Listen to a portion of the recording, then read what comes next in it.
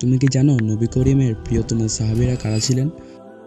চলো জেনে নেই নবীজির ভালোবাসার ধন্য সেই ৫ জন সাহাবীর নাম।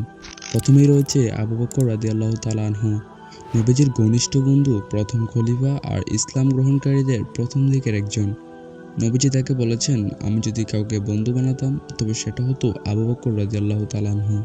নাম্বার ২ রয়েছে উমর ইবনুল খাত্তাব রাদিয়াল্লাহ, ন্যায়ের প্রতীক, শক্ত মনের অধিকারী। নবীজি বলেছিলেন, উমর চললে শয়তান অন্য পথে চলে যায়।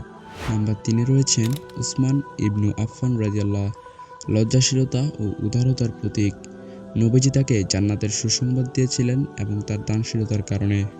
৪ নম্বরে রয়েছে আলী ইবনু আবি তালিব রাদিয়াল্লাহ, নবীজির চাচাতো ভাই ও জামাতা, সাহস, জ্ঞান ও ঈমানের প্রতীক। নবীজি বলেছেন, আমি জ্ঞানের সাক্ষী আর আলী তার দরজা। ভিডিওর এই পর্যায়ে যারা আমাদের চ্যানেলটি এখনও সাবস্ক্রাইব করেনি তারা সাবস্ক্রাইব করে দেন এবং ভিডিওটি যদি ভালো লাগে তাহলে একটা লাইক করুন এবং কমেন্টে সুবহানাল্লাহ লিখে যান। নাম্বার ৫-এ রয়েছে আব্দুর রহমান ইবনু আউফ রাদিয়াল্লাহু তাআলা আনহু, অত্যন্ত ধনী ও দানশীল সাহাবী। নবীজি বলেছেন, তিনি জান্নাতে হামাগুড়ি দিয়ে প্রবেশ করবেন তার হিসাবের ভারের কারণে।